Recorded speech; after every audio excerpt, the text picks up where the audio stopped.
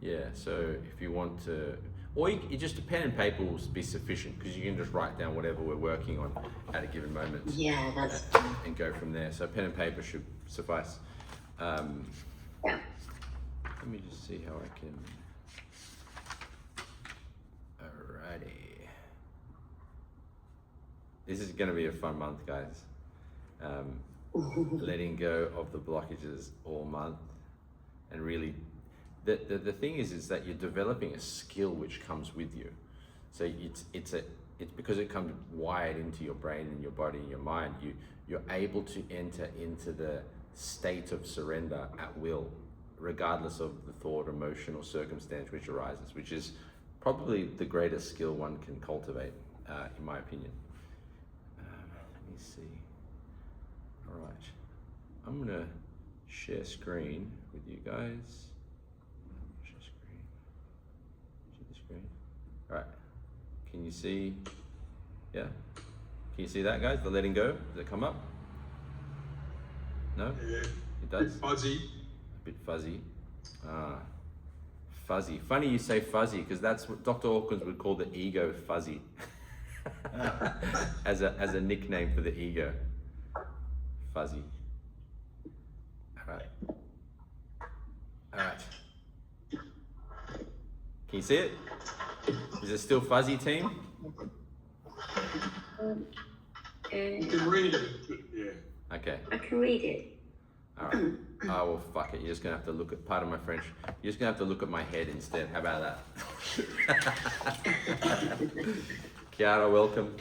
Alrighty, let's begin. So as we can see, our topic is letting go. I think what I'll do for our next workshop, I'm testing out the school function. I don't think it's as good as Zoom where, you can have my head and the thing behind. So we'll go back to Zoom for the next workshop. So welcome to Letting Go, guys. That's going to be our focus for this month. As you can see on the second page here, we're going deep into response rewiring this month in that component. So response rewire is essentially letting go or surrender because you're retraining your response to life circumstance, to thoughts, to emotions, to events. It's how you look at it, so to speak. So when you look at a fishbowl, you can be looking at the fish, but what I'm hoping that we get from today is that we start looking at the water, not the fish. You look at the context of what thoughts and emotions live within, as opposed to get caught up in the thoughts and emotions.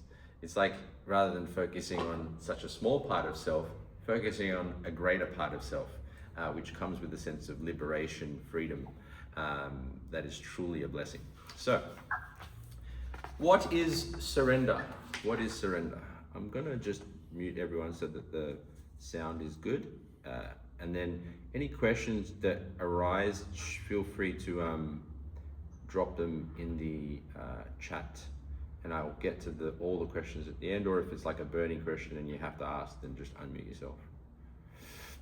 All right, so surrender is essentially letting go of everything that blocks peace, power, and that sense of freedom within. If there's anything that I've realized in my martial and spiritual journey, it's more about the releasing of than it is the addition. A lot of it's like, I want to get this new thing or add this new skill, but as you release the blocks, you'll find that everything you desire is already there. That sense of love, that sense of peace and freedom is actually residing within. So it's essentially a way of being in the world. It's a natural flow with life and harmonizing with what's actually happening. So we place resistance on the experience. We resist, so I'm just going to mute. We resist thoughts we have, we resist situations, and in that resistance, it creates tension. And in that tension, we decrease our enjoyment of life. So it's about learning how to, it's like an acceptance. It's like you're accepting things as they are, activating your power from within. Alberto, I like the shaven face. You look handsome. I like that. All right. Surrender is allowing your consciousness to rise naturally and removing everything that stands in the way. And lastly, it's about releasing force. It's releasing force and stepping into power. As we're all aware, having trained in here for a while, the analogy or the example I use for you guys to understand this is the physical body cannot experience itself. It needs a greater context to know that it exists, and that's the mind. Now, the mind cannot experience itself either. It needs a greater context, and that's consciousness or spirit. Essentially, the process of surrender is easier facilitated by being conscious of consciousness. Meaning, when we get to the last part of surrender, we talk about devotion. And that devotion is like a alignment with God, with truth, with spirit, something greater than self. Because to replace a smaller, we must replace it with a greater. So in energy work, if you remove a negative thought form from your subconscious, fear, anger, doubt, blame, complaint, hatred, negativity, it must be replaced with something of equal or greater value, or that negative thought will come back continuously. So that awareness of consciousness, God, spirit, truth as a primary becomes one of the most massive facilitators for your personal power. Very good. Alrighty, so why don't we write down, you can write it down on your piece of paper, or you can write it in the chat, it's up to you, what you're hoping to get out of today.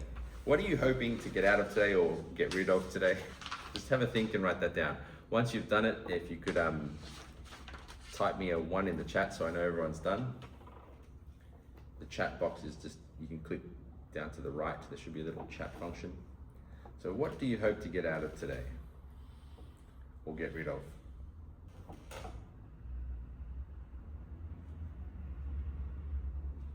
A skill perhaps, or an understanding, whatever it might be.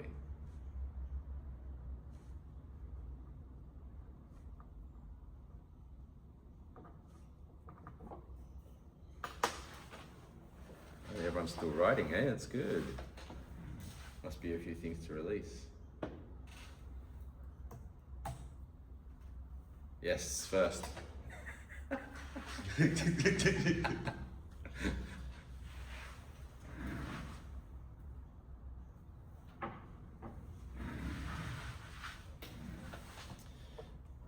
don't have to write a thesis, just write the general idea, yeah? Drop a 1 in the chat once you've done, please, team. Alrighty, here we go. Doom, doom, doom, doom. 1, 1, 1, 1. Yes. Okay, good. We're here. We're all here. Hey, Mr. Hogan. I love all you guys. It's great to have you here. Awesome. Good. So, let's move forward. So, next is the map. So, once again, this is the context that we talked about earlier, okay? The mind swims in this. So think of your mind and your emotions like the fish in the ocean of consciousness, right? What we're looking to do is to become conscious of the ocean and more identified with the ocean, meaning that sense of greater self, or you could say witness, observer, because from that space, but not also the space that you, not just from that space, but from the space you create from your own ideas, you facilitate release. So the map, long story short, was from a lot of, I think pretty much everyone here has an idea. Dr. Hawkins' map of consciousness found out that there are levels of energy, truth, which are linked to emotion, right? Good, so understanding this map is important. Now, let's flip. So the next one is this one, right? Yeah, is this the next page you got there, guys? The what to let go of, yeah, this next one, good. So generally speaking, we all want to let go of shame, guilt, apathy, grief, fear, anger, desire, pride, these ones. Right, this is the general theme, because as you come, because these are the layers of force, right? So what we want to do is we want to make it that all of these become reminders and triggers to activate letting go. Right, so they want to become useful. That's why often we use gratitude or the term reminder or trigger, so that we know that we want to release these. So why don't you take a memento because this is about you guys, right? This is about your development. Take a moment to write down, okay, or circle the ones you feel you want to most release, but then also write down any situations, thoughts, experiences, or people that you feel come up along these lines. So just maybe just pick 2 of these levels and a couple of ideas, right? So just take 2 minutes to write that down. Write down here, so circle, okay, I want to let go of fear, fear of, loss of my hair or whatever it might be. Too late. And I'm looking at all these people with wonderful heads of hair and I have to sit here hairless. You guys are so inconsiderate of my feelings.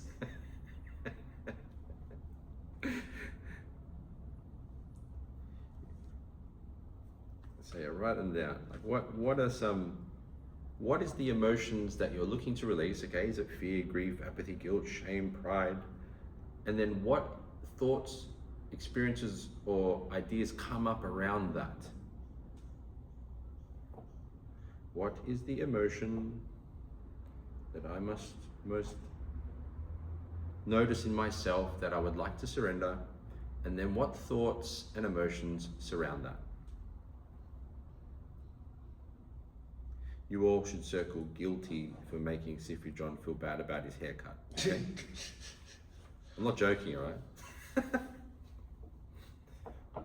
This is not a laughing matter. All right, so once you've done that, just give me a done in the chat. Oh, I can't even spell. No. Dr. Sparkles beat me. Well done, Dr. Sparks. Done. Good.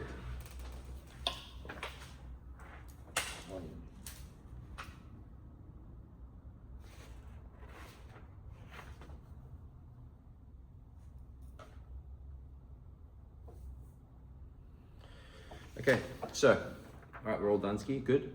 So we see now, okay, we have an emotion and then we have a memory, right? An emotion and a memory. So we've spoken about this before. Think of these like radio stations or a part of the ocean. I'm swimming in the ocean of fear, right? And I see a fish here and that fish represents the loss of my loved ones, for example, right? Oh, I fear losing the ones I love. Okay.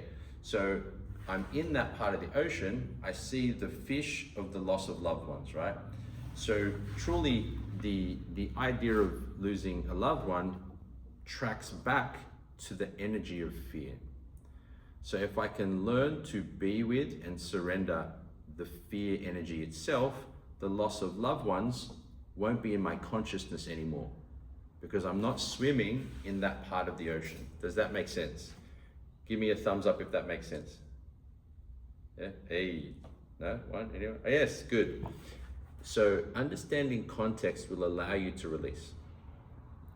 Understanding that it is the field of the frequency of consciousness itself which must be released, meaning the connection to that field, then you're able to let go of the thoughts that keep you stuck in it. The thoughts are just the thongs. In Australia, a thong is what you wear on your feet. In other parts of the world, it's something else. So it's letting go of the songs, not letting go of the songs, letting go of the station itself. So we've seen this before.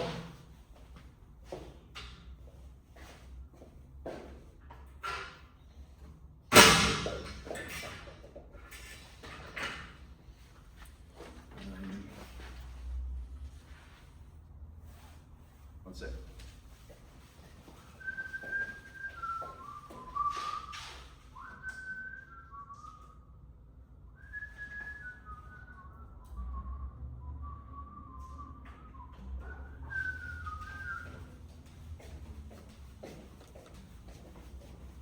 So, mappity map.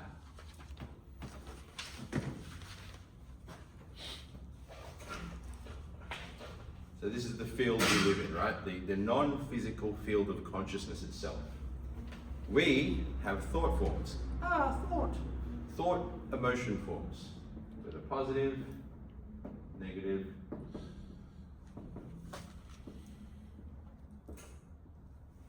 you can't really see that. Fuck. Maybe I'll make it bigger. The light is the problem. Ah, that's better. Alright. Oh no, it's not better. Okay. Hey, there we go, that's a bit better. Cool. So, fucking hell. Ah, there we go. We're good. So you have negative thought forms, and you have positive thought forms, and they link you to that field. This is important to be aware of because in order to align with the higher fields, we must release the blockages to them, which link us to the lower fields. So, this is you. You as humanoid.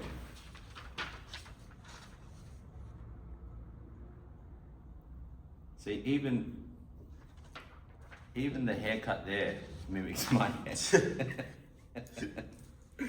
So, essentially we start by releasing these: doubt, fear, anger, insecurity, worry, doubt, judgment, competition, hostility, sadness, so on and so forth, and align with the higher fields of joy, love, gratitude, and peace.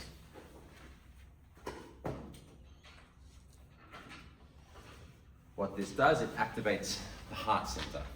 The heart center connects the head and the body, so you get a sense of unified awareness of self, because you're no longer disconnected physically and mentally, because the heart center has awakened through the letting go process. If you're following me, give me a double thumbs up. Hey, look at that. It's a freaking party for that. All right, good. So, one is the emotional side.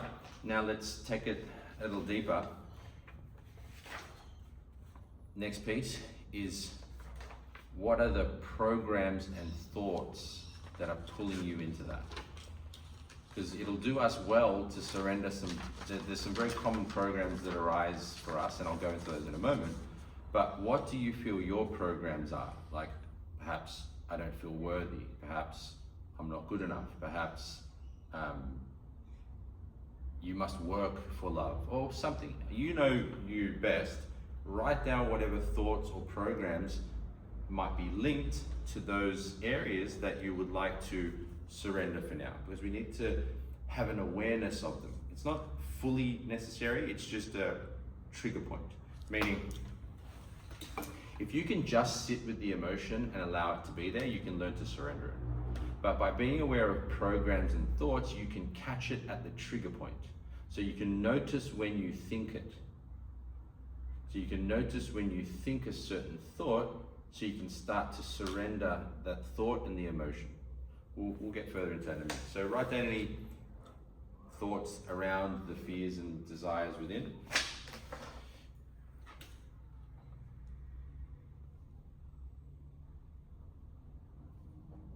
Like, for example, for me, one that I think I had much stronger, but I have it still a little bit, but much less now, is that love hurts. Like, love is a painful thing. You know, that was like a negative program I had. So, you know, that wouldn't exactly lead to the best experiences in my love relationships. 100. So what thoughts, progress? Okay, good. Once you're done, give me a 1. Let's make it simple. Give me a 1 in the chat. Yes. Kiara said it. Yes, the girls are better than the guys at this. Much more emotionally intelligent, probably. Alrighty, good. So let's move forward. So common psychological barriers. So these are some of the common psychological barriers that will be very beneficial for us to surrender moving into the month of letting go. Firstly, we only deserve things through hard work, sacrifice, struggle, and effort. It's a very kind of Protestant ethic, nose to the grindstone kind of mindset. We only deserve things through hard work, sacrifice, and effort. Now you got to remember, everything is programmatic. They're beliefs. Your thoughts influence things. So just a quick reminder, the Heisenberg uncertainty principle, the slit experiment. Essentially, they're shooting, I think it was atoms through a slit, and then when they were being observed, they hit just like a straight line. So just a reminder of this one. So we have a slit here. We have a slit, yeah? They're shooting, let's say atoms, or whatever the hell it was, through this slit, and they're shooting them through the slit, and then they create a straight line as it was observed by the scientists. When they stopped observing, the atoms acted differently without the observation, meaning they began to hit the wall at different points. So there was no longer an influence of, oh, it's going to go straight. So why is that important?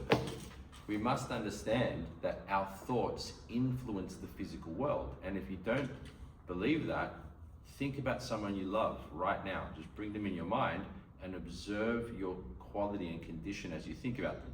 That's your thought affecting your physical reality. And guess what? We are all connected. Yeah? We are all a part of one big thing called life. So all of your thoughts influence the world around you. Thumbs up if you follow me with that one. Alrighty, very good. So the reason why I want to address these psychological barriers is because if you believe, oh, it's going to take a lot of hard work and effort for me to feel love, you're creating a huge psychological barrier. And these are common, like these are like cultural barriers that I've noticed with most people. The next one, suffering is beneficial and good for us. You know, like we've all seen that guy, who's gonna burn the boats? Who's gonna burn the boat? I've been running for 65 days. You know? David Goggins. Yeah? David Goggins. He's like the embodiment of force. He is. You know, like what I mean is, you know, force can still get a result. You know, I've spoken with you guys before about the monkey in the cage, right? Dr. Hawkins uses that analogy. A monkey in the cage can force his way through, force to potentially reach one banana, right? But when the monkey collapses and turns around, he sees that the door is open of the cage and he knows the banana is his already. So essentially that's what the idea is that we want to align with the knowingness that everything that we desire or want, whether it's emotional or a physical thing, is already ours. And coming back a step, suffering is beneficial and good for us is a mindset anchored in force. And a lot of the time it's misconstrued because, for example, the great teacher, the Christ, he suffered, right? He was on the cross, so everyone thinks, oh, okay, I've got to be crucified. He also said that he brings us peace and joy, right? So suffering isn't necessary for you to feel a sense of lovingness. And once again, I use the simple example. Bring into your mind that person you love very much. And as you think about them and you feel that lovingness and you get into that energy, also think about something you're aiming at in your physical life, whether it's financial freedom or a relationship or a new house or a new pair of underpants, whatever it is. So it's about bringing that sense of joy and expansion to our lives, to our mind as an accessible skill. Next program, we don't get anything for nothing. You don't get anything for nothing. You don't get anything for nothing. Take a few deep breaths. How much did you pay for that? Take it again. Your heart's beating? Yeah, is your heart beating? Yeah, it's beating. How much did you pay for that? Can you see right now? Can you see things around you? I can you? How much did you pay for that? How much effort did you put into getting your vision? God has blessed us with life. We have been given God, Spirit, Truth, Mother Nature, whatever your leaning might be. I say God for simplicity. Has given us all of this for free. Has anyone seen that movie? Where I think Adam Sandler gets given like a Ferrari or something and he's like, for free. That's what I'd like you to remember. That we already have been given everything. One of my favorite sayings from the Christ is, you look at the birds, how they do not toil nor spin, yet they are taken care of. Right? They get food, shelter, life, freedom. They fly around. They enjoy. I'm looking at a bird right now. Hello, birdie. Ooh, literally just looked out the window. Hello. They don't toil nor spin, and how much greater are we? So why do we need to toil or spin? Why do we need to worry or fear? So if you can release that belief that we don't get anything for nothing, that'll serve you well. The next piece, things that are simple aren't worth very much.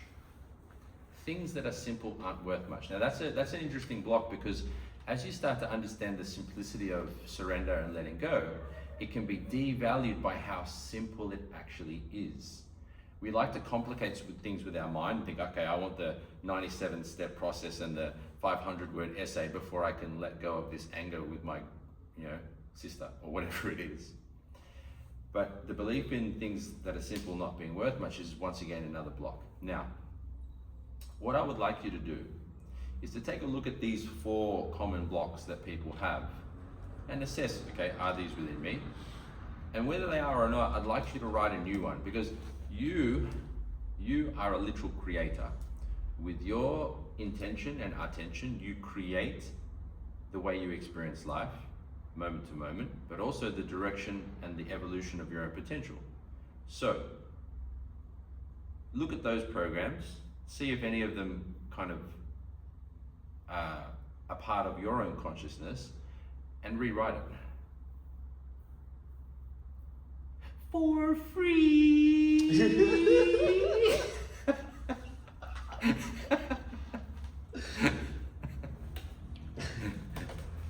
Alright, so rewrite your programs, take a couple minutes, have a look at those, and then we'll move forward.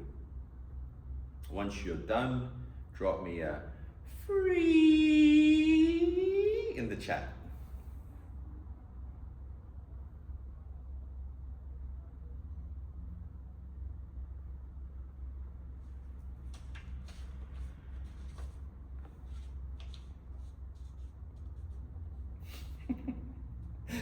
I think I just wrote myself a new program. For free!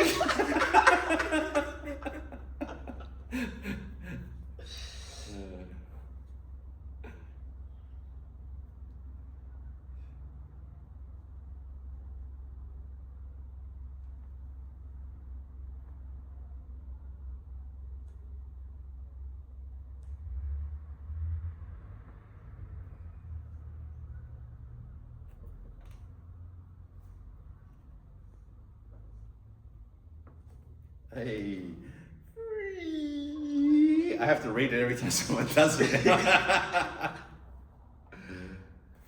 we move from survival paradigm to spiritual without going through reason and integrity? Yes. So you could be at the lowest of lows and go to the highest of highs. I've had that experience myself, where I've just felt completely in shame, despair, and like life's not worth living, and wanting to neck myself in Australia means kill yourself, like really not positive, and then feeling a sense of love, connection, and freedom. So that was my own experience. But you can look at a lot of other teachers. Not enough ease on that free, Kiara. I'm joking. Also, a lot of spiritual teachers have mentioned that as well. That, for example, Hawkins, he said that he was down in the bottoms and the depths of hell, and he was like, if there is a God, please help me, or something like that. And then he felt popped through to enlightenment, actually. So, however, Mr. Hogan, it can be supportive to know the levels so you can gradually rise your energy moment to moment at the same regard. Alrighty, looks like a lot of us have got those. Alright, if you're finding this helpful, give me a thumbs up. Is this useful? Is this making sense? Yeah? Following? Yeah. Okay, good. I'm going to do a double. Yeah. Alright, look at that. Oh, and this one. Alright, wonderful. So be aware of those psychological barriers. Pick one of your new programs, right? So everyone's written a new program, right? Pick one of your programs, yeah? And we're just gonna do a quick sitting and we're gonna embed that new program as a reminder. And actually, why not make that your 5 times 5 for the rest of the week? What that means is wake up, breakfast, lunch, dinner, bedtime.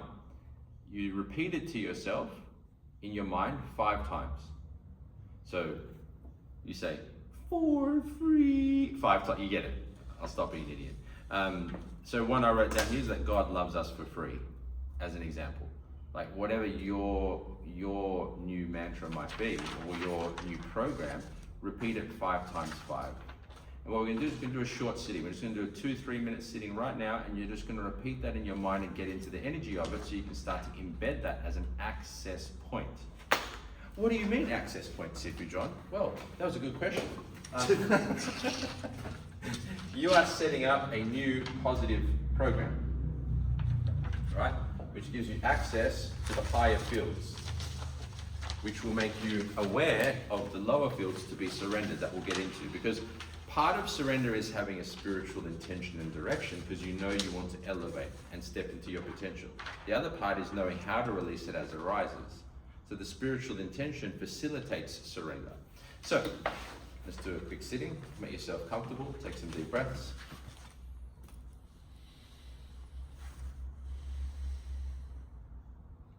Calm, peaceful breaths. Feel your body in space. Entry into a sense of ease with each breath you take. Now, gently repeat your new mantra, your new program.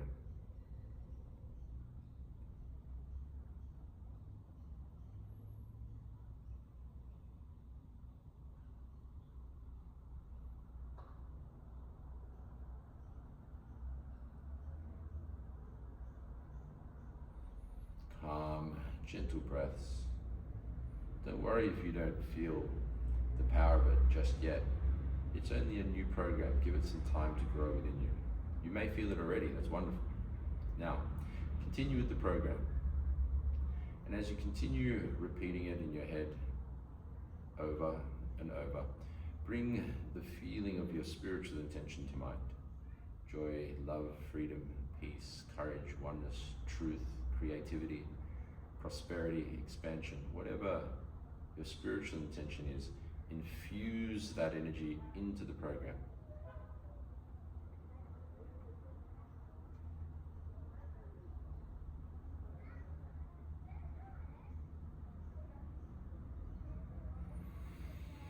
Take some deep breaths and breathe it into every cell, into your physical material body. Breathing it into the energy in your system, into the energy body. Breathing it into your emotional body.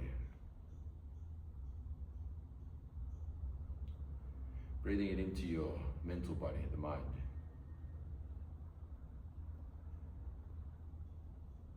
A few more calm, gentle breaths.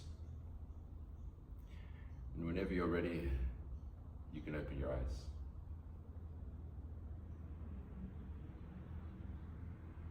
Good. So we don't need to think in terms of hard work, sacrifice, struggle, that we get nothing for free. We don't get anything for nothing. Things are simple, aren't worth much. We can start to surrender those common psychological barriers. So you can start to enter into a state of surrender. Sehr gut. All right, next. So, which page is next? Is it this one or this one? Is it this one or is it this one? This one, yeah. Hey, all right. So, this is actually a very useful tool that in the process of surrender. when you are in a good state, you're in a sense of lovingness, joy, you're feeling good, this is a great chance to start to dig out the weeds. Meaning, you're in a good mood, you're at home, it's a Sunday arvo, you're like, oh, I'm feeling really good, I might as well go clean out the garden because I've got a lot of energy, right? Something like this. So we're feeling joy, we're feeling love, we're feeling something nice. This is a good time to start to deal with blockages we know we have. So perhaps you may have, I'll give an example of my own practical life.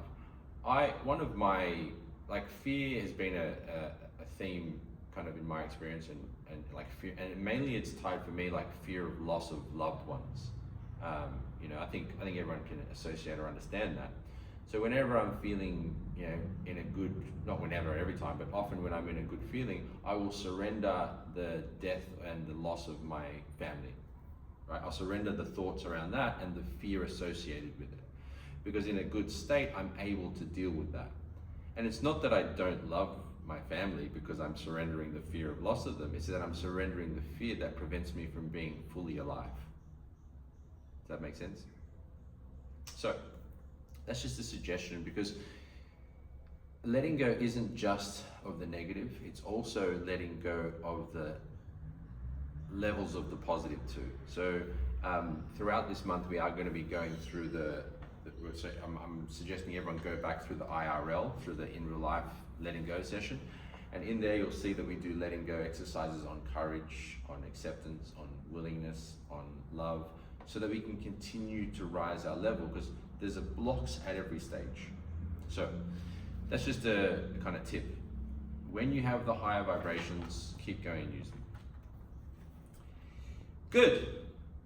Do we have any questions at the moment? We had one earlier. I answered that already. Is there any other questions or things arisen at the moment? Are we all feeling good? Yeah? All right. Love it. Your weapons. So let's move to this. Oh, the very, very tricky ego. Very, very tricky. So we have a fishbowl here, because this is a very good reminder of what thoughts are actually like. They are the fish. So literally all of your thoughts are just fish coming up from the ocean of your consciousness. Once again, the body cannot experience itself without the mind cannot experience itself without consciousness. So the thoughts that are coming through you or coming up that you're aware of are fish in the sea of consciousness relative to the area or the level of consciousness you're at in a given moment, or what you're observing from the field around you. You might be in a good state walking down the street, you walk past someone and all of a sudden you see yourself punching someone in the face and you're like, oh, what the fuck did I think that? That could be your translation of the thought of the person next to you. Let me put it another way. Perhaps you walk into a room and there's been an argument and you can feel that the air's like thick and you're like, whoa, what's going on here? Because everything has a frequency and an energy. Thoughts are things. So who here's heard of Napoleon Hill? Hand up if you heard of Napoleon Hill. All right, a few of us. Napoleon Hill was one of the first great success writers. And one of his chapters was thoughts are things, or at least that was a topic in a chapter, I can't remember exactly. They're actual real things. And you sense them, you experience them, not only within yourself, but from others. So there's kind of a couple of components to this. Firstly, there's the field that you are in, that sense of the ocean that you're swimming in, whatever it might be. Spiritual intention is like the draw that you're pulling towards, whether it's love and freedom or excellence or whatever. But then there's others' fields. You know how there's that saying as well, like you become like the 5 people you most hang around. You're influenced by their let's say, average field or their level of consciousness. So it's not just yourself, it's the others. Now, 2 things happen here. Firstly, what is within you draws them to you. Yeah. So if there's something in you to be surrendered, perhaps it's like for me, there was a lot of resentment and betrayal energy that I was holding on to. I don't think I've fully surrendered it yet, but I've surrendered huge amounts of it. which drew people into my life to further betray me, so I could continue to feel betrayed and resentful to them. So yeah, long story short, I'll just give you the quick summary. My father had a secret family. I found out when I was 13. Built up a lot of betrayal, resentment, rage, buried it all. Then I attracted a business partner, a best friend, a wife, that all would betray me. And little John was like, how dare they do this to me?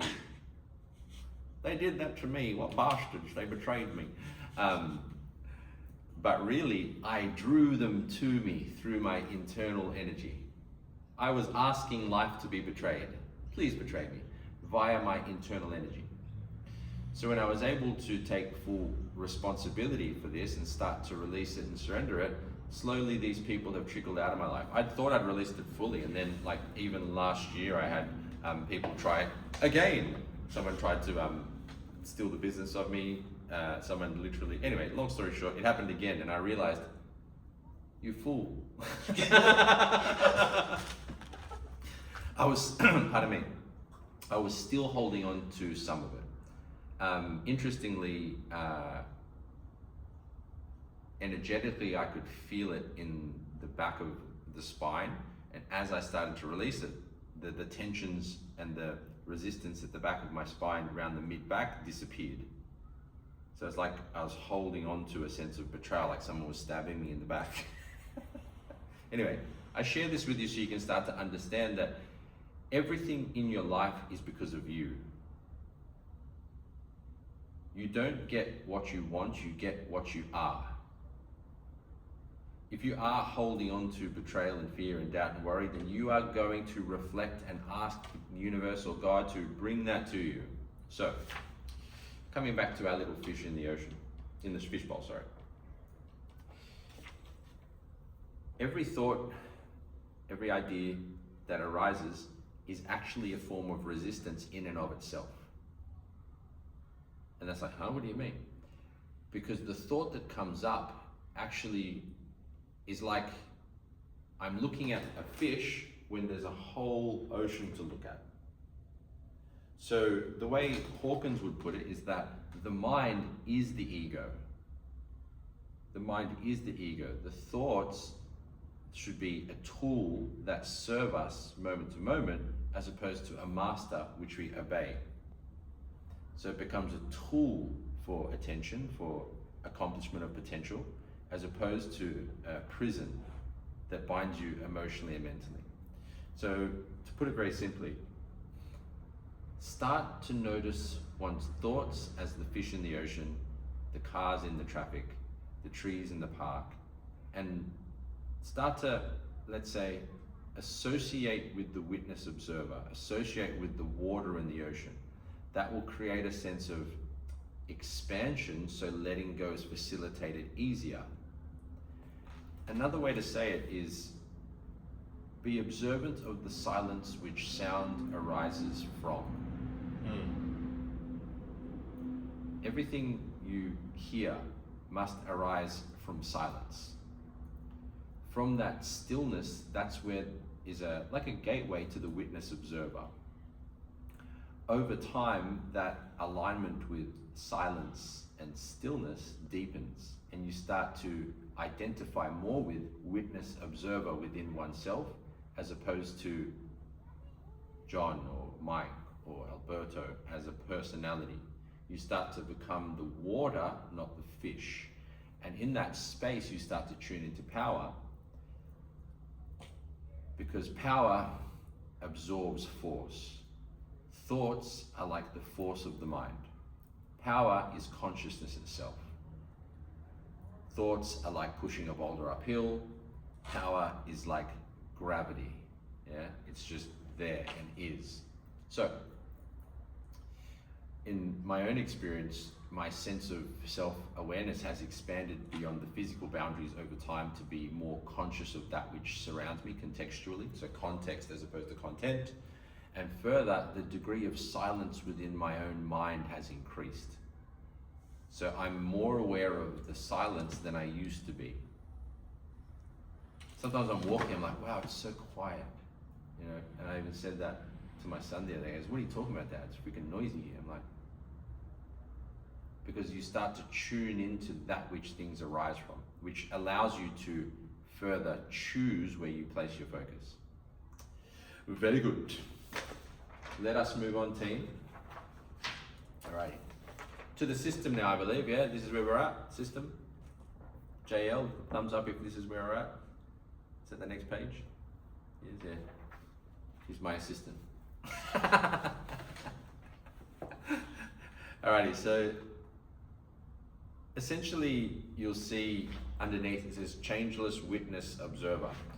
The silent witness, the observer, I first approached this, I was sitting outside my house, I think I was 18 years old, and I was meditating out in front of my house, just like with the eyes open. It was from the Gurdjieff teachings. My first spiritual teacher, he was a student of Gurdjieff and his philosophy. And a big part of their teachings was self-remembering and self-observation. It's about being conscious of yourself. And I remember sitting there, and all of a sudden I was watching myself. I was just like, whoa, this is weird. And it was as though the way to describe it is as though I was sitting outside of myself, looking at myself. And there was a sense of peace that came with that. And I was just like, whoa. And like what was going on in my head was, I am the witness observer. Anyway, that was the first time I had that experience. I took that to my teacher and he said, "No, you are not the witness." And I was like, whoa.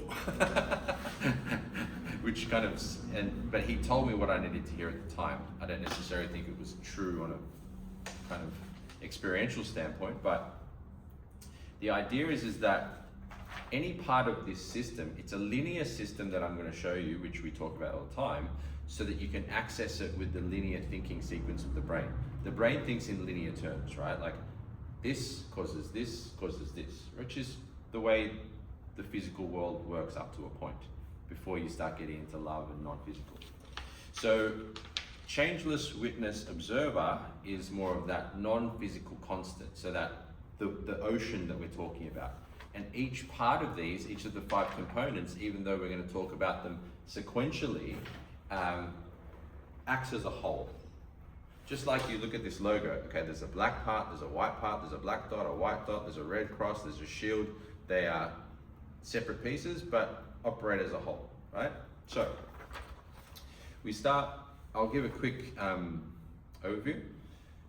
We start with the responsibility, meaning responsibility essentially puts you here at integrity. Force down here, weak, bad, not good. Power up here, good, powerful, strong. So this line here is the line of integrity and responsibility, which shifts you from force to power. This is victim land. Oh, poor me. Oh. And this is creator land. I am a powerful creator, right? So responsibility puts you at that as your baseline. I am responsible for the way my life is, the way I feel, the way I think, my relationships, my clothes, my haircut, my weight, everything. My haircut. Anyway, so next piece. We'll move on. So I'm just going to rush through this, no, not rush, but give you a bit of context on each, and then we're going to go a little deeper into each one with a practical. So next is sensing. Sensing chi, or the sensing of space, is your ability to be present. You can think of it as like truth. When you sense yourself here in space, you've got sensation, your physical sensation, so you can pinch your fingers together, you can clench your toes, you go, okay, there's a sensation. That is a physical sensation. The sense is the energy and the space. So we have matter, we have space, we have physical, we have energetic, right? So sensing is the energetic component. Sensing allows you to know what you're experiencing now truthfully. So rather than getting caught in the thoughts and stuck in the emotions, you use the sense as a gateway to the truth of what you're experiencing, which facilitates the surrender mechanism, just like responsibility does. If you're following me, give me a thumbs up. Yes! Love you guys, you're the best. All right, gratitude. Gratitude is the simplest mechanism to shift perspective. if we can train, because gratitude calibrates up at 540, so love to unconditional love. So if we can, and it's a very easy thing to be great, like to access. Like you can think of when someone gave you a present, you can think about, oh, I can breathe. You can think about, anything that brings you a sense of gratitude. But what we try to do is train our access to gratitude so we can shift perspective on the negative experience.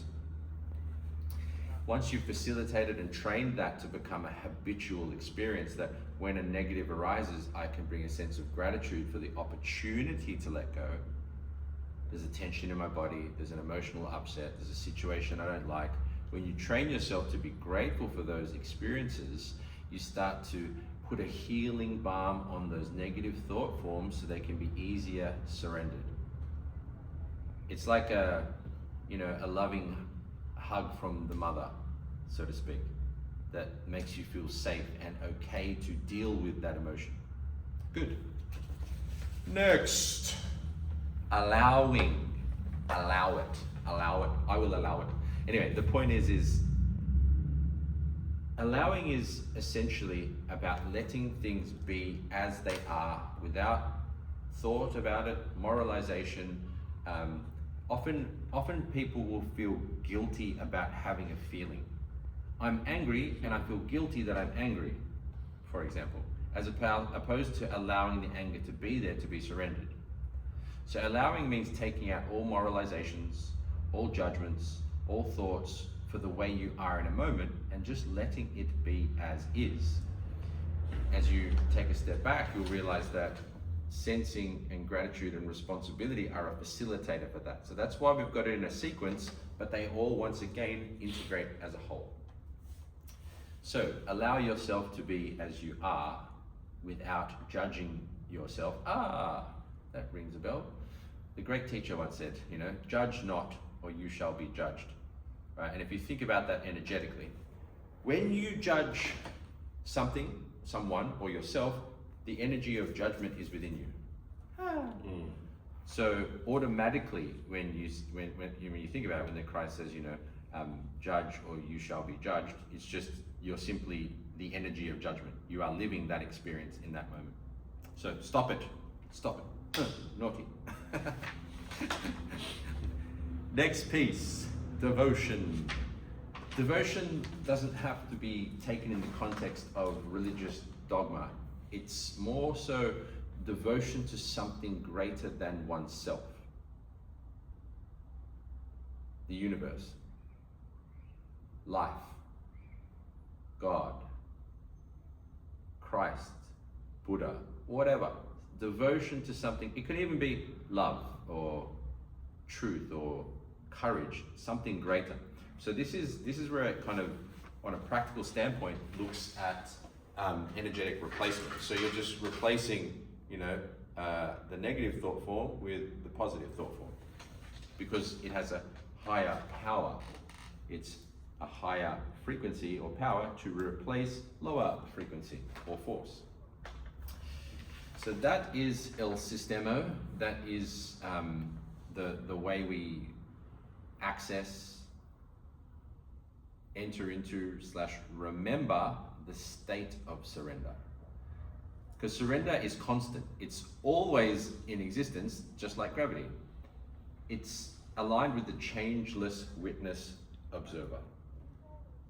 So the part of you that is already surrendered. There's a part of us that's already surrendered. It's tuning into that part of self as opposed to adding on a new concept or idea or skill. Yes, there is a skill in accessing it, but very much so it's about alignment within to access that, as opposed to adding it on to access it. See the difference there? Follow me? A lot of nods there, that's good. Excelente, so that's the overall system. Do we have any questions, ideas, suggestions? If so, just unmute yourself and then we'll move forward. I have one thing, regardless the change as a witness, is it coming from a second person point of view Is that what you're saying? So you're more or less second person? Yeah, great question. So there's a couple ways to look at this. You could think of it as, yes, like kind of third person, there's someone outside. So, you know, and I think I spoke about this the other day. One of my teachers, I think it was Hawkins, can't remember who, said a way to start to expand your consciousness is to imagine that Christ is in the corner of the room watching you. So that's kind of it's like something outside of the room watching you. And it is kind of like third person, but more it's you expanded. So it doesn't feel like it's something separate from me watching me. It feels like a part of me conscious of the part of me watching me. So it's not a sense of separation. So it's not this is outside of me and something I need to gain or do. It's more attuning with a part of myself that is already there. So, for example, if you place your focus in your center and you go, okay, that's my center. That place and that space exists within you. It's there. But you may not be focused on that point, but it's there. Or if you place your focus in your feet and you sense your feet and go, oh, I have feet. And I get to feel them for free. And I get to feel them, right? So you can sense your feet, right? That's a part of yourself in space, which is constantly there. So the observer is a part of ourself. It feels like an infinite field of white space. Like the Matrix. I'm kind of giving you greater context. Like, you know, the Matrix, the scene where Neo and Morpheus they go in and they're dressed up and they're ready to, and it's just white everywhere. And then he's like, guns, lots of guns. And then it's kind of like that. It's like an infinite mind space almost. But to make it very simple and practical, silence.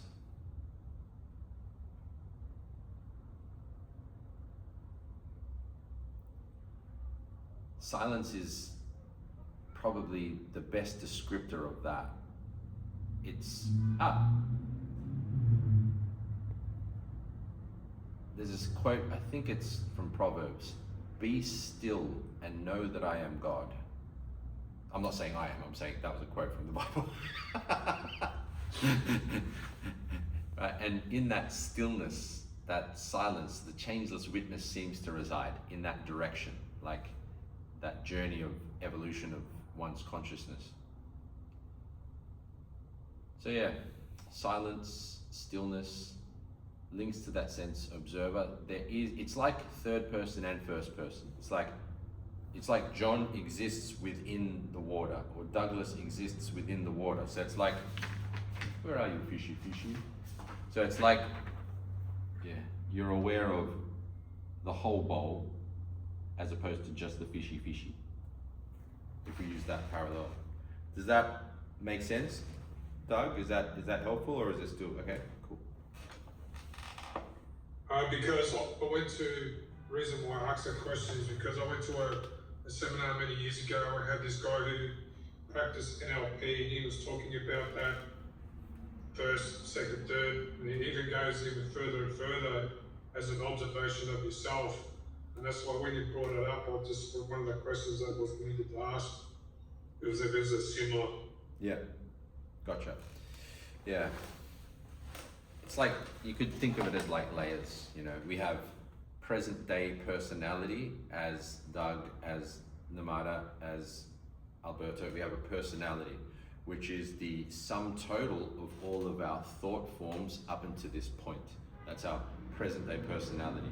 But then beyond that, we have, let's say, spirit, like the consciousness that resides within, which is more linked to the kind of witness observer space. It's like our soul almost is kind of just chilling, not judging us at all, and it's just constant. It's just, I mean, that's the way of describing it with language, right? It's like a soul or spirit that's constantly there, which needs nothing.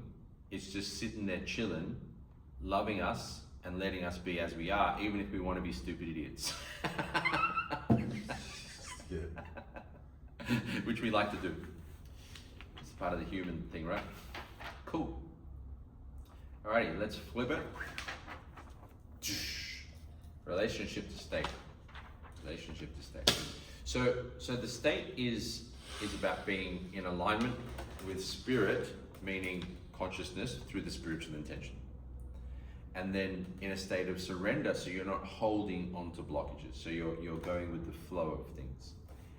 And further, we start to consciously use the different types of energy in our system, sensing, syncing, visual, the energy of consciousness. And then as you guys progress, we work with the different energies in the emotional and mental bodies, meaning the physical and the energy body, the chi body, are the baseline, right? That's the we experience life through here on the physical dimension with our physical body and the energy that relates to it. So when we say sensing energy, syncing energy, idea energy, they're the three baselines of chi that we're looking to master, because they make up our thought forms.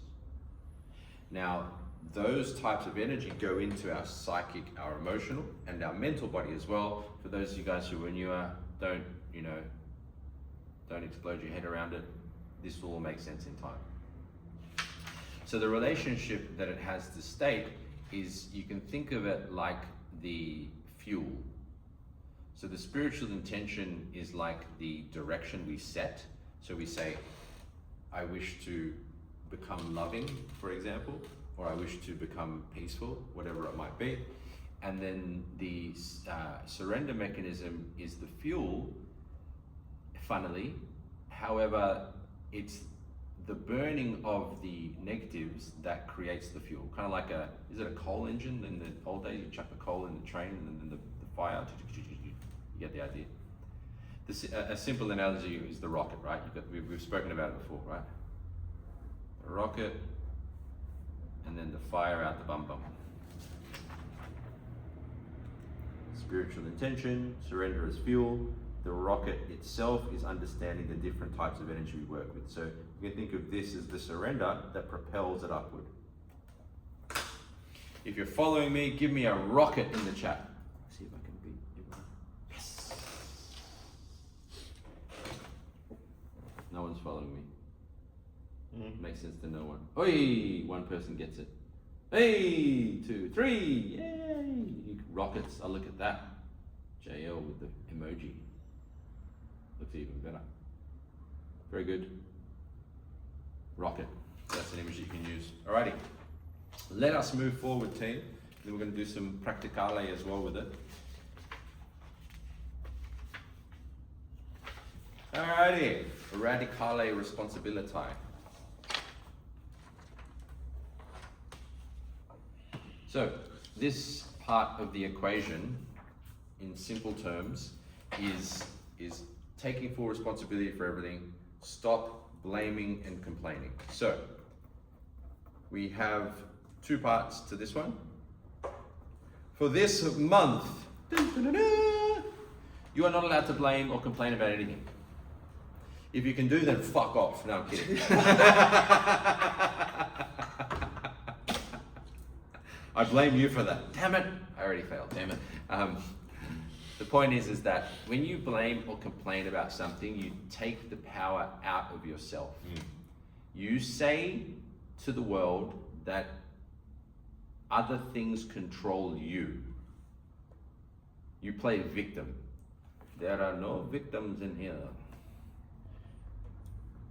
Being a victim is illusion within oneself, because the way that you play it over in your head leads to your state. So I could be walking down the road and someone could randomly punch me in the head, right? Just random. Some random guy, cracks me one. And I could be like, oh, I'm a victim to that punch. Sure.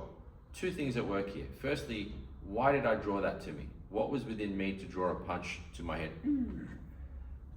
Secondly, is how I perceive and lay a meaning onto that experience post-event. So you have an argument, and you walk off from the argument, and then you walk off and you start going, I can't believe that, you're playing it over in your head, and then you get home and you start telling your wife or your husband, oh, you're this guy, right? You're playing it over and over and living in that state of complaint and blame for the experience. Whereas if you were a duck, let's say you're a duck, right? And I don't know if you've ever seen animals fighting, right? And they're like, and they fight. Then they walk up, and they go, and then they're cool, they're chill, and they'll even see each other and go. so they're in a state of flow and surrender with it. They don't hold on to it, tell their uncle, post it on social media, get into a mood about it. The reason being is that you get stuck in the levels of victimhood. Where'd you go? Yeah. Here, you get stuck in Shitsville, also known as Force Land, or as Wicksburg. So you don't want to hang out there. So this month, no complaint. If you complain, you have to say to yourself, no complaint. One trick that I have used before is that you get a rubber band or an elastic band or a hair band and you put it on your wrist, and anytime you catch yourself complain, you flick it and then switch. Flick it and then switch. And then you'll start to become observant of when you are complaining and blaming.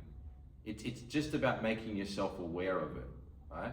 So it's not about forcing it, it's about being aware of it. That awareness will influence the field, as you guys have heard me say before. So, blaming, complaining is a no-no. You've got the elastic band exercise. This month, if you complain, then, I don't know, you'll get flicked with a rubber band by yourself, and Tengaroo will come to your house and Look it back. yeah, I was gonna say shit on your floor. But trying to make it visceral for you, okay? Don't complain. So what does that mean now on the flip side of that? It means to take responsibility. So when you do flick the rubber band, we need to build a new mindset or mantra or reminder that you are responsible for your life and your emotional condition. So this is what I'd like you to do now. I'd like you to write the new program about responsibility. Up to you how you write it. Help himself to dinner. That's better, JL. You're a much more polite person than I agree. He'll come to your house and eat your food. Oh, straight. Yeah, and then do the other things.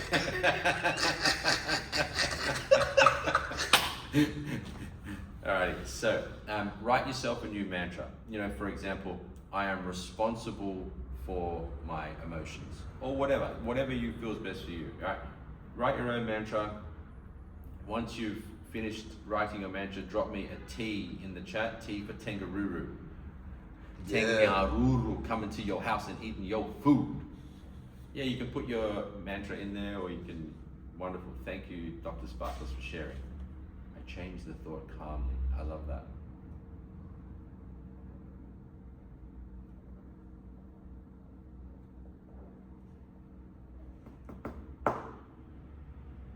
Wonderful. All right, so that's the radicale responsibility. Awesome mantra, doctor. Yes, indeed. T. Wonderful. Blame. Can I do? Yes. Sorry. Yes. One of my friends, well, we're both Christians anyway, but for the past couple of months, we keep getting the same message. Be calm. Be calm. Love that. Be calm. And it wasn't, when we talk, we get messages, but then when she's in America and I'm here, but I was watching videos, and in the background of the video, it was, be calm, be calm. You know, so it's really being in that reconnecting, because we think the negative, whatever the scenario is the big thing, but it's only a part of you, and it's really, really small. So it's just reconnecting, realigning to what you really are. You just, if you said to yourself like, oh, I'm so stupid. Nah, I'm smart. I'm intelligent. I'm okay, but it's like getting into that theta state, but calm. And then, you know, it was so funny because then it's like, be still. Know that I am, you know, what God says, you know, that we believe. I don't mean it to be religious, but I've noticed that you achieve so more in that calmness. 100%. It's on that same line, it's identifying with the ocean, not the fish. Yes. Yes, Yeah. yes. We are more 99% of the positive stuff. But we think that 0.001%, that negative thing is the whole of our life, but it isn't. That problem is really small. It's only a part of you. Remember that. 100.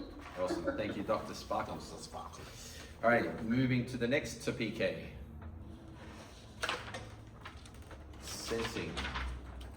So sensing, as I mentioned earlier, you can think of an access into truth because sensing allows you to experience things as they are now. Often we resist the experience via thought, via ideas, so trying to figure things out with the mind. So the idea is don't tense, sense. Don't get caught up in ideas, just come into the sensing of your space as an access point. So once again, sensation is physical, sense is non-physical. Sensation is matter, sense is energy. So both are within that same space. So meaning you can have the sensation and the sense at the same time. There's nothing wrong with that because they facilitate each other. The concept is that you want to use the sensing as a doorway to surrender. So that when an emotion or feeling quality comes up, you're able to be with it as is. And that links to what we will be talking about in a moment, allowingness or allowing. Allowing yourself to sense can be another way of saying it, right? Because the sense is tied to the feeling, meaning when we have an emotion, often, or a negative emotion, let's talk in particular, because that's what we usually want to let go of, whether it's a frustration or a doubt or an anger, whatever. It comes with a certain sensation or sense. So whether it's a tightness in the chest or a clumped up in the throat or a sweating of the palms, whatever. So there's a sensation and a sense that come with the emotion. You use this tool to be with it now. And in doing so, this allows you to release that energy from the can. The gas from the can, as Hawkins would put it. So even now, as I'm talking about it, you're probably starting to sense yourself in space more consciously, right? Not if that's happening right now, yeah? Because we're bringing attention to it. And that's the game. You become conscious of yourself in space as a way to facilitate surrender. Over time, this is just a natural condition. Now, from a life standpoint, you start to just feel good from the process of surrender and the state, right? Because you're just present to yourself and you're aligned with higher fields and you're letting go of negatives. From the martial standpoint, you start to integrate your actual structure. So sensing has the martial benefit. So you're able to generate power because as you sense your whole space, you unify the whole structure, the whole physical structure itself. So there's the martial and the spiritual benefit. So that is a la sensing. Drop me an S if you are following me on sensing. That makes sense. Sense. Rock and sausage roll. Moving on. Gratitude. Gratitude.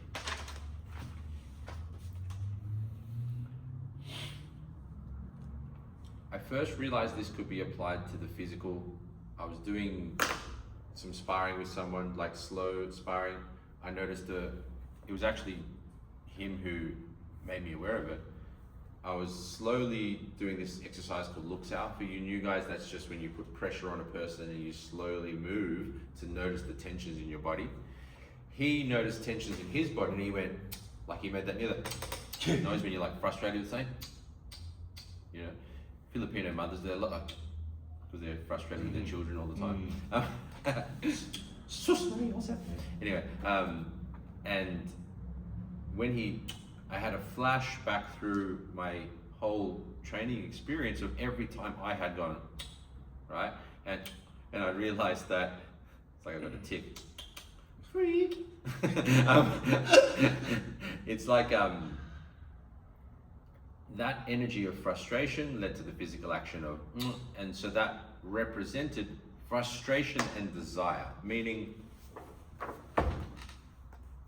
when in a state of frustration is like a form of anger and desire combined, because you want things to be different to the way they are, right? I do not like that I am tense.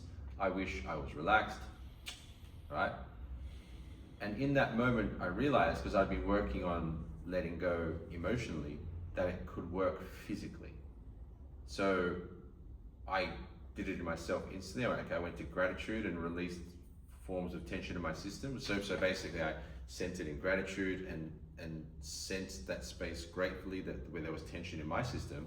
And I realized that the application of emotional surrender applies physically. So I give you that as an example because if you can apply gratitude to physical, emotional, mental, and life tensions, meaning situations, you create a healing balm to release the tension in yourself, in your mind, and help others as well. So gratitude brings you, as I mentioned earlier, up into a state of loving and joyfulness. So to 5-5-40, love to unconditional love. So that puts a healing balm on what you experience. Now, this is an interesting topic. I remember when I was younger, I think I was about 19, and I felt extremely upset. But as I started to come out of it, I felt joyful at the same time. So I felt upset and happy at the same time, and I was like, what the fuck is going on here? This is weird. Has anyone else felt that before? Like upset and happy simultaneously? No? It's strange. I know it's strange, but it was... Yes, I have. Oh, you have? Okay. Yeah. Yeah. It's weird, yeah. Yeah, it's like tears of joy and sadness at the same time. Anyway, it was a bizarre experience, and I use that as an example because people say, "Oh, you can't be grateful and upset at the same time," but I disagree because I've experienced it. My experience tells the truth as opposed to your ideas, let's say. So why is that an important concept? Because it facilitates the process of surrender. So I'll give a recent example. Everyone knows my son Noah. He's my oldest son. He's a teacher. He teaches here.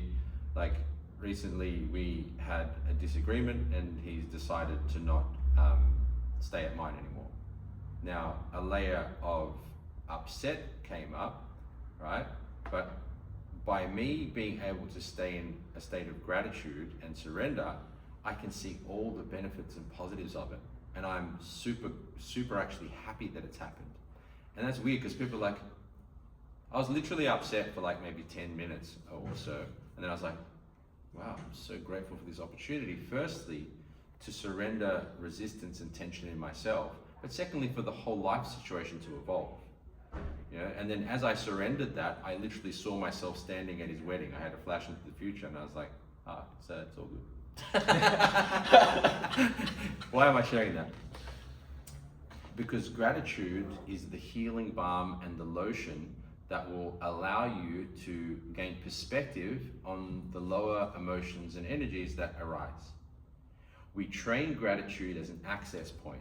It's like you're training the tool of gratitude to have it in your belt, right? And you got your gratitude gun ready to fire it at whatever you need to moment. Gratitude gun, I like that. I'm gonna trademark that.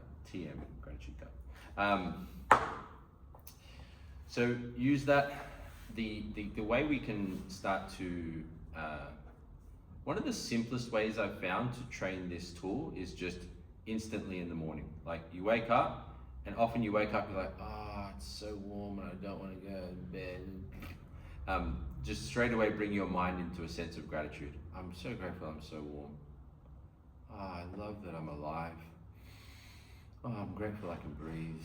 I found that's a good way to train the tool of gratitude in and of itself. So we had the radical responsibility of the elastic band, and we have the 5-5-5 mantra that we're going to be doing based on setting up a new program. So we've got mantra for this week. We've got your rubber band of creatorship, so we are no longer victims. And then I would like you to just think of, you know, one thing you're grateful for when you wake up. First thing.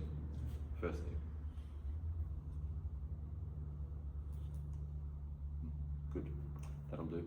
Morning, and if you want to run with that, do it. I tend to just sit in that space and consciously see my future. Because if you don't take control of where the mind goes, it'll go into what Napoleon Hill calls the hypnotic rhythm. Hypnotic rhythm, yeah. The hypnotic rhythm, so the natural flow of the consciousness of the environment you're in. Or often it will go into negative. So I'll wake up and I'll see myself, you know, training in America. I'll see myself with my family in the house that we're aiming to get. Like I just condition my mind, you know, bring a sense of gratitude. So I stay in gratitude and I envision the future. I make that my habit in the morning.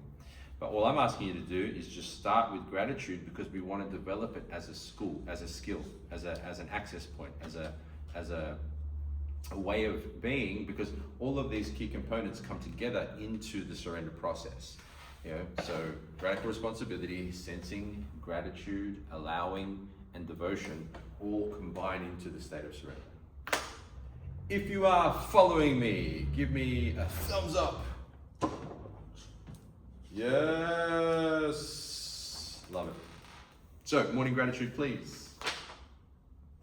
I'm sure there's something you can be grateful for. If not, be grateful that you're not dead. And if you are, congratulations. You don't have to carry the body around anymore. Lucky. All right, next. Allowing.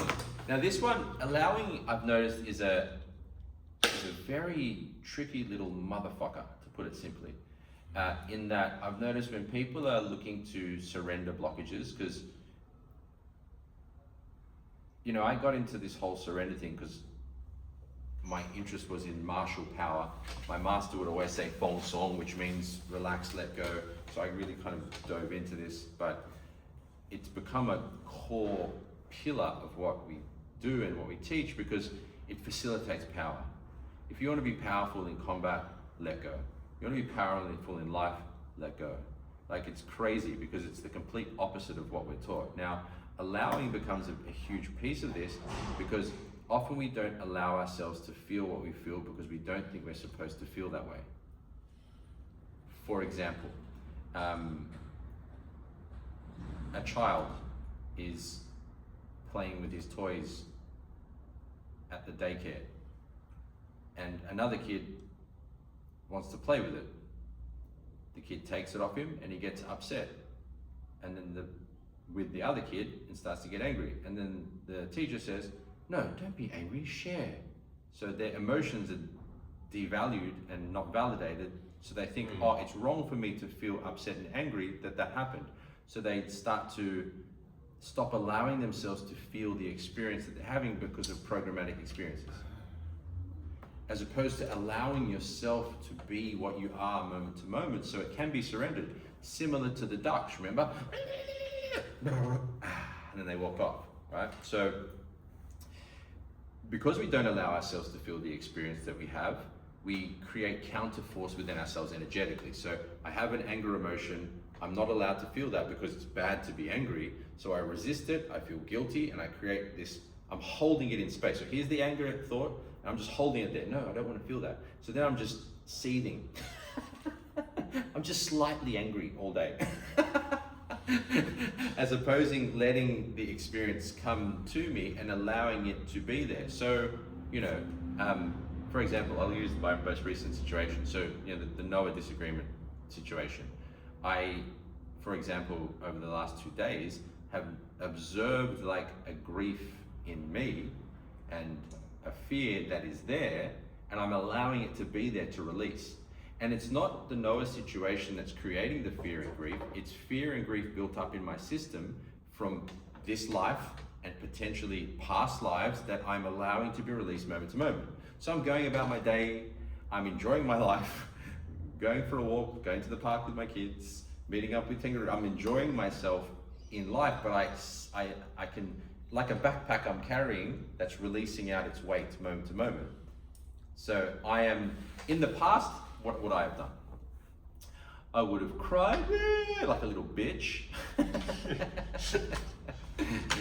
Or I would repress. So I'll give you an example. I would, when I first had that strong grief and resentment and fear from when I was younger, I'd go to school and repress. I would repress the emotions. I wouldn't allow myself to express or experience them. I'd repress them. I'd push them down into my subconscious. Then I would go home and I would express them. I'd be in my room crying, upset, right? So I would express and repress. Both of those were increasing that vibration within me. Expression and repression both feed the thought form. So I was getting stronger at grief. I'm so good at grief, man. Fuck, so talented. So now the state which I prefer is surrender. Not repress, not express, surrender. So I let the gas out. So I let that grief and fear be on me as I experience life, and I can sense it there. I don't judge it, I don't fear it, I don't moralize about it, I don't talk about it, I don't let the thoughts come up and get caught in the thoughts. I just let it be there, and as I let it be there, I can live fully to my life experience now. Like, I enjoyed a great day yesterday and the day before, even though that thing had happened with my son, which normally historically would have thrown me off. Like, does that make sense to you guys? You follow me there? So it becomes a way of being in the world that you're allowing experiences on an emotional level to be there, to be surrendered. So now the tool of surrender allows me to stay in my power, stay in my peace, regardless of the chaos around me and within me. So allowing is letting it be there. What's his name? John Lennon? Yeah, is that his name? Let it be. Yeah, you get the idea. You get it, motherfuckers. Yes. I gotta stop swearing. I don't know. I'll just allow it. Alrighty, so you get the idea. Allowing is not judging yourself, not telling yourself you should feel a different way, not feeling guilty for what you're feeling, allowing it to be there. This links directly to sensing, because allowing it and sensing, they're kind of, one's an energetic physical, another is a mental emotional. So you think of sensing as a physical and energetic allowing, and you think of allowing as a mental and emotional sensing. You see the parallel there? You allow the emotion to be there. You allow the thoughts to come up without getting caught on the thought. And you're like, oh yeah, for real, there's fish swimming, all right, cool. And you just let them be there. And then what happens is the gas leaves the can. And it's, interestingly, I'm feeling more powerful. So like, I can truly say I'm grateful for this opportunity with what's going on, so that I can surrender the blockages. So you can see how that links into gratitude now. Cool. Goodbye, Michael. Alrighty, let us move on to the best part of the equation. So, you know, devotion to God is probably the simplest, most direct way of saying it. You could say universe, you could say Buddha, Christ, whatever, something greater. For me, it's God, and my pathway is through Christ as my leader and teacher.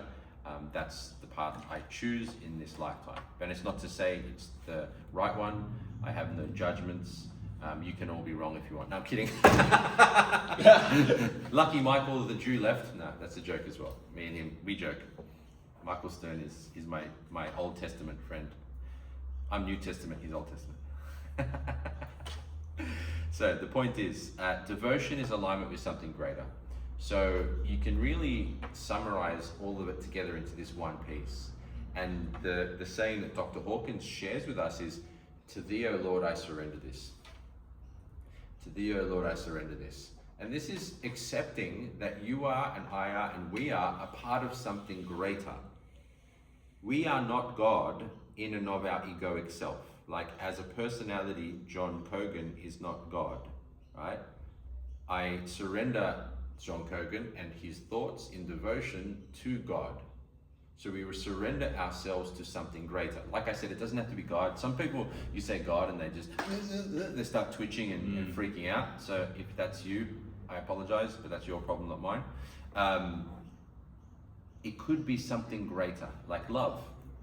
I surrender to love. It could be, you could be a Buddhist. I surrender to the Buddha as a representative of enlightenment. You know, for me, I surrender to Christ because he's my teacher and the representative of unconditional love and truth and spirit. So, you know, that's for me, right, personally. So yeah, it's about living in a state of devotion towards something more powerful than oneself, a principle, a teacher, a truth, even life or spirit, you know. And what I'll ask now is if you write down what you are going to use as your devotional gateway. You know, is it you know, love? Is it life? Is it truth? Is it wisdom? Is it your higher self? Like, you know, I've met plenty of atheists that are more Christian than Christians in the sense that they're living a life of lovingness and truth, you know. So what is your devotion? Write it down. Write it down. Write it down.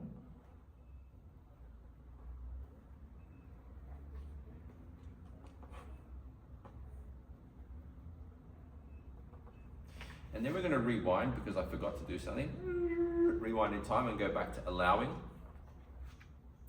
So thank you for your patience on that. Let's go back to allowing. So once you've done your, what is your kind of devotional directionality, which connects you to the greater context, go back to allowing now and let's write down, is there anything that we are not allowing ourselves to sense or feel? Like, I know a lot of people don't let themselves be angry. I know that as a fact, I see it all the time. And by not allowing themselves to be angry, they bring up guilt around being angry. They bring up fears that they're being angry around others. So they start to moralize and emotionalize around an experience as opposed to allowing themselves to feel it. So write down what you feel like you may not be allowing yourself to feel, firstly. Like, what are you not allowing yourself to feel and experience in order to surrender it? There's a saying in Zen, run towards your fears, meaning enter into the thing to be released. It doesn't mean go run in front of cars, don't be silly. So, what are you not allowing yourself to feel?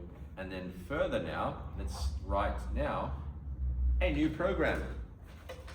Write yourself a program which suggests allowing. Write yourself a program which suggests allowing to you. Holy shit, I forgot to record this. Lucky I'm recording it on my phone. You guys thought I wasn't recording it, but I was. I should have recorded it on here though. Silly me.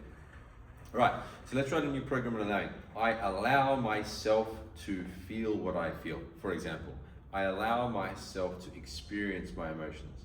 I allow myself to be what I am moment to moment. Whatever, this is up to you. This is your program.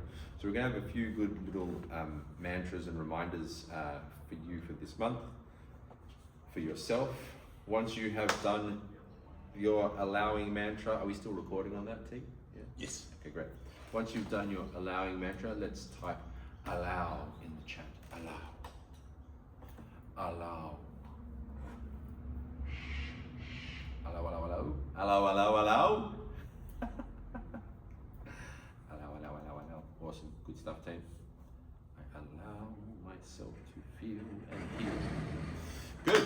All right, so back into the future. Devotion. Good. Now, next piece. How do I access the state of surrender, the state of letting go? How do I remember it? How do I access it? Now this is not for me, this is for you. I would like you to write down 3 to 5 reminders, triggers, ways that you're going to help remind yourself to enter into a state of surrender, a state of letting go?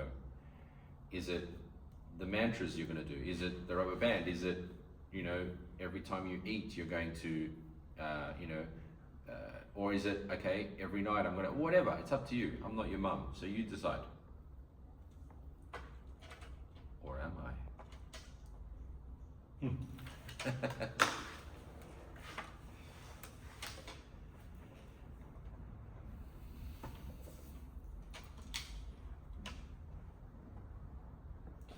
Take a few minutes to write down 5 key reminders. They don't have to be excessive or crazy. You don't have to like run a marathon every day or something like that. Just some simple reminders.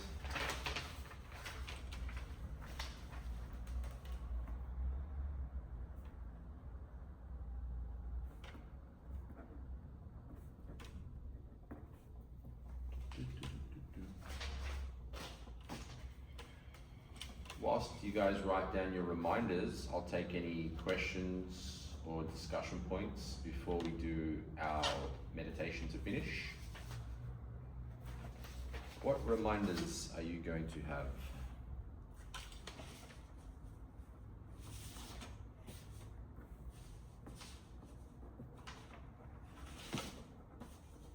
I made some suggestions throughout today's session: the grateful mornings, the complain band around the wrist, the mantra 5x5.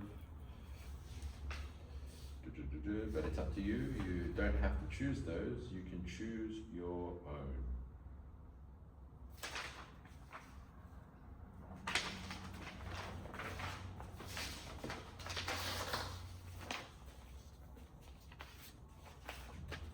So 3 to 5.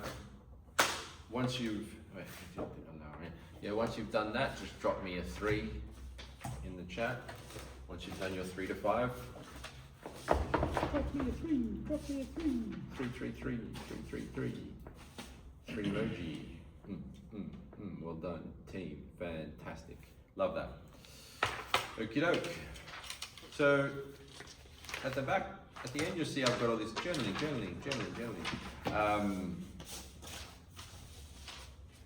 Dr. Hawkins actually suggests that you have a letting go journal, where you write, because often what happens in the letting go process is that you forget that you've actually let go. You have a certain pain or emotion or tension or resistance in your life, you release it, but because it's gone, you don't realize it's gone. And the danger in that is that often you can devalue the whole process itself and think letting go doesn't work because you're not realizing how well it's working. And often what happens is it's actually people around you that notice. People are like, whoa, you seem different. Oh, wow, your energy is so much expansive, or whatever it might be. Often it's others that notice, that facilitate the reminder of the efficacy of the surrender process. So that's why I'd suggest journaling as, you know, a potential reminder point. I'm going to write that down too. Journaling is one of my 3. Now it's the 4th. So just writing down your experiences around letting go day to day. That's another little 2 cents. Now you can, if you want to share that within the community and start your own training journal, like one post, you can do it there. That's great. That'll help inspire others. If you want to do it privately, that's also great. It doesn't really matter. It's up to you. I think the more we share and support each other inside the community, the better. Like, it just helps the growth for all of us. But once again, not compulsory. So that is the journaling part. Now, the last piece is let's actually have a crack at the surrender process.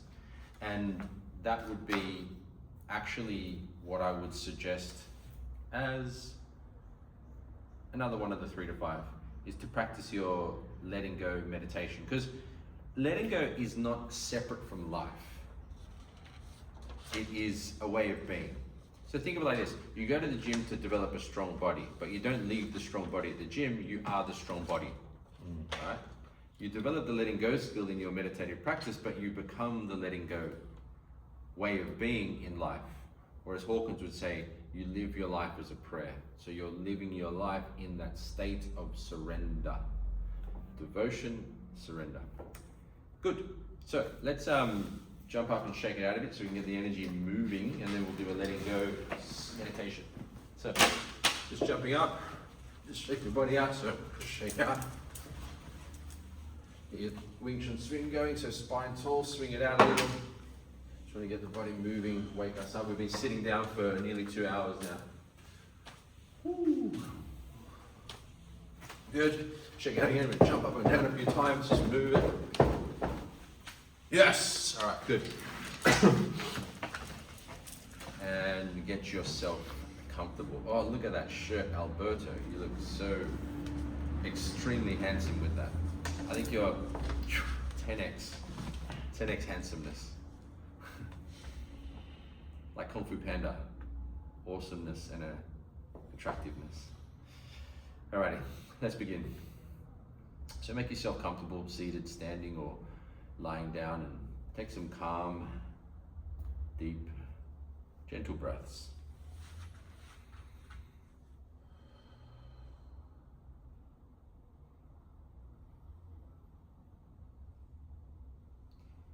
As you breathe deeply and rhythmically, bring to your mind your highest intent. You can either say a prayer or just gently focus on your spiritual intention.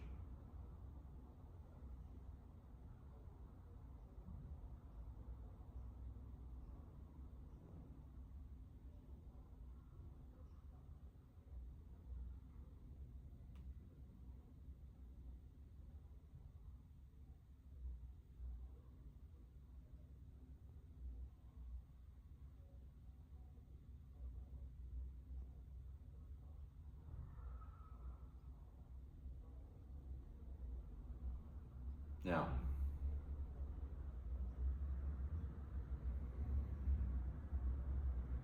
enter into a state of full responsibility for one's own life. It's like you're saying to yourself, I'm responsible for my thoughts, I'm responsible for my emotions, I'm responsible for my life situation.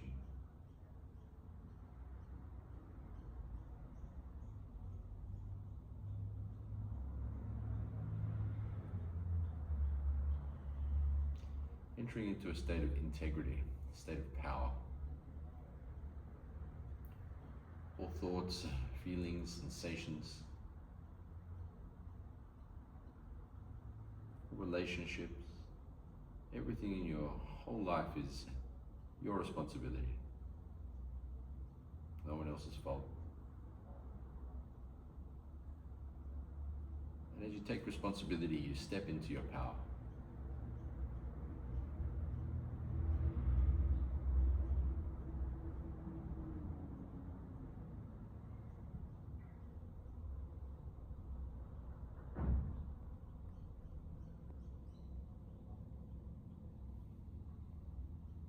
Now,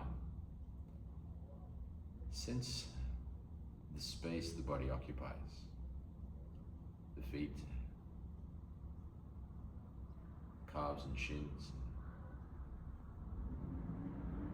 the thighs, the hips, the belly, the back, the chest, the shoulders, arms, forearms and hands,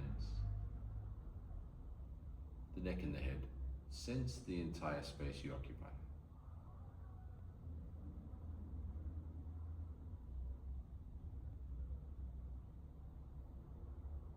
Responsible for your condition, your life. Sensing and aware of your space. Now, as you sense your space, bring to the mind either directly bring the emotion or perhaps some event or circumstance which you're feeling a sense of upset or uneasiness, whether it's a person or an experience. See that event or a person or emotion just like a fish in the water. Allow it to be there. Allow the energy to be there. Feel it. Now, bring a sense of gratitude. I'm grateful for the opportunity to surrender this. I'm grateful for the opportunity to surrender this.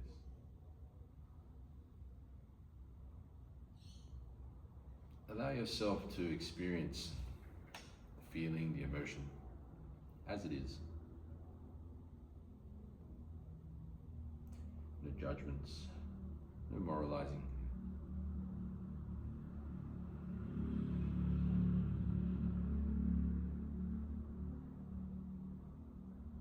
Like gas dissipating or water turning to steam.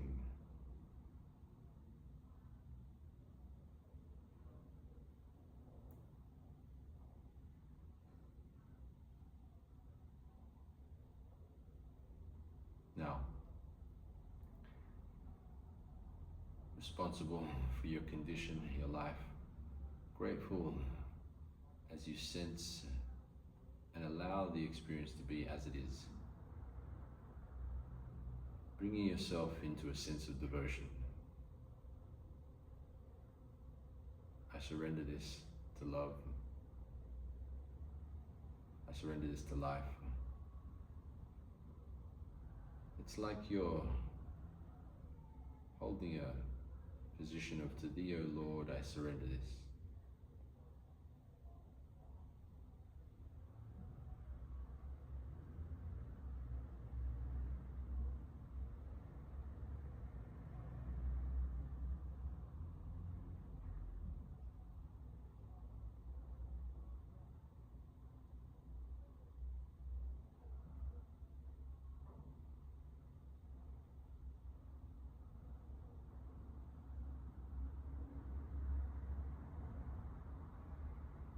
Take some calm, peaceful breaths.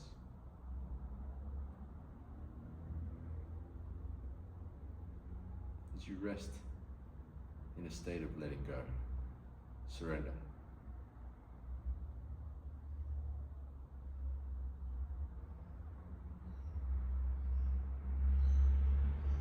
It's like you're listening to your favorite song and you're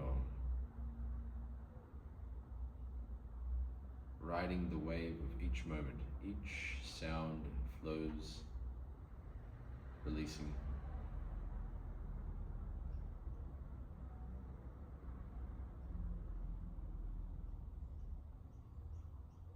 Or it's like you're riding on the crest of a wave, constantly in a state of surrender.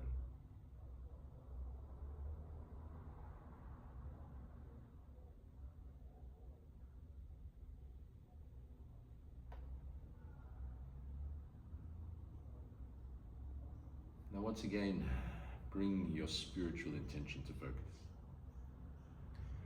Peace, love, freedom, joy, happiness, wisdom, whatever it might be. And attune with that good feeling quality.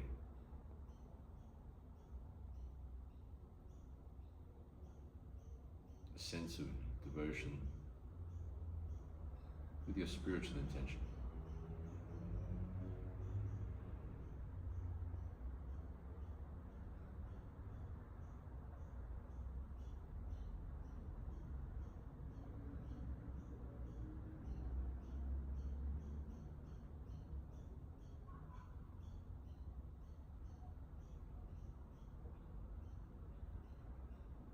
Once again, take some calm, gentle breaths.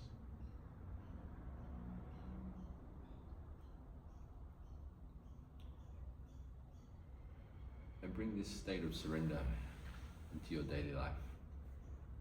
Remember it. Activate it. Using it whenever and however you wish.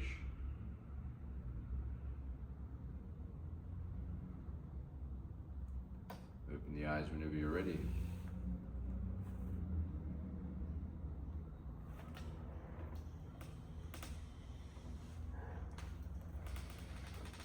Good. Okay, we'll finish up with any questions that we have, and we will go about our wonderful days in a state of flow and surrender. So, what questions do we have?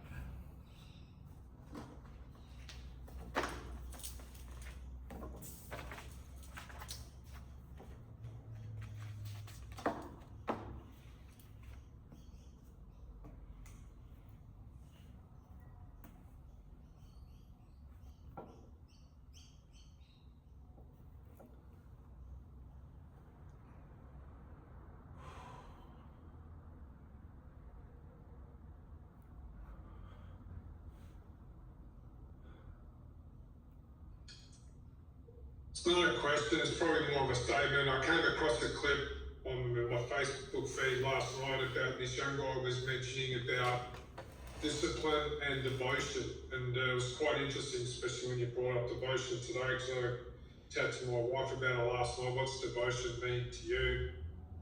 And his explanation of discipline is more like force. You got to grind yourself out, where devotion is more of like, it's like an allowing sort of a thing. It's like there's no discipline in devotion.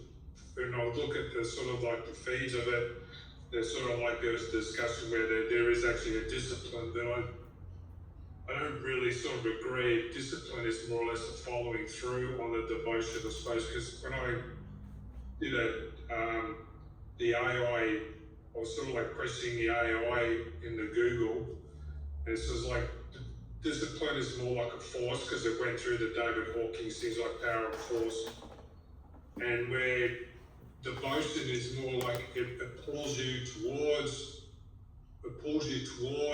what your intention is. So it's when I was sort of laying in bed and thinking about it, it's like when you feel that devotion, yeah, it gets you to that high state of mind, sort of like it kicks it into another gear. So, and it is part of it, and that was the thing I got was, and it's like another sort of surrendering part. The surrendering part, it actually sort of enhances it better. I think it just makes it better, reinforces it more, grounds it more. No, definitely. I mean, there's the thing about, okay, like, great topic you brought up about discipline in relationship to devotion is intention, meaning the intention with the discipline determines its frequency. Intention always determines the level of consciousness, intention. So, you know, a kamikaze bomber can calibrate at 350 because his intention is to protect his family and his country. So even though he's literally murdering people, the calibration of the act is high, which is kind of, whoa, that's weird. So what am I getting at? Discipline will be dependent upon the intent. So if you've got a forceful discipline or a reasonable discipline, it depends on, once again, the intent. So the way we like to approach it is we think, okay, discipline is the application of focus to one's spiritual intention. So we apply discipline internally to our spiritual intent, so that we prioritize love, joy, alignment with God and truth, for example, as a disciplined focus of the mind, as opposed to a forceful action in the physical domain. Like, I'm going to make sure I go to church every day, or I'm going to keep my mind focused on God. You see what I'm getting at? So intention determines calibration or level, and then also where you're applying it. So I'll put it another way. The yin and yang. We have the yin, creative, flow and surrender, and we have the yang, achieve, drive and focus. Neither is bad nor good, it's just about application. So in our system, we apply the yang, the discipline, to our spiritual life, to being centered in Christ or love or truth or whatever your intention might be. And that becomes the fixity of focus and the discipline, as opposed to the external discipline of the world. Does that make sense? Yeah, cool. Yeah. Yeah, so that's kind of the approach. Number one, being aware of the intention which determines the calibration, and number two, applying disciplined correctly via the intention and in the area which makes most sense, which is to our spiritual life, or as the Christ would say, seek first the kingdom of God. Awesome. Any other discussion points or questions, team? So great to have you all here. Have a few people bowing out because it's already 2 hours in.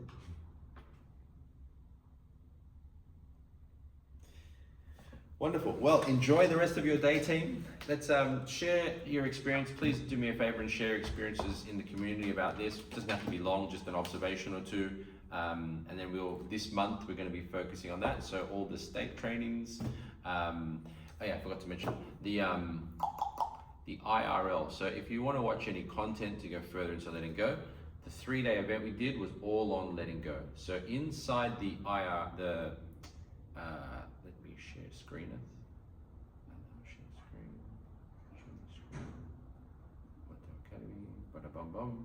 So if you go to the classroom, you'll see the IRL events. So here, this one, boom, open that up, and you'll see here Sydney, boom. We have 3 days of letting go material. So if you want to go through that at your leisure, please feel free to.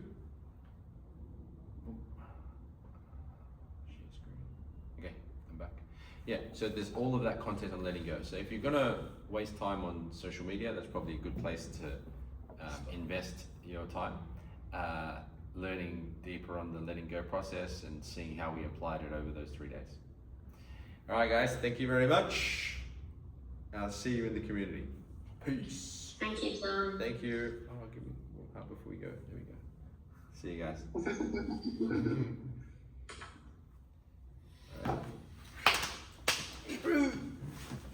That was awesome. Yeah, that was real good. Yeah, real good. God, this whole session brought up a few things for me. Yeah, bro, that was the point. Like things that I really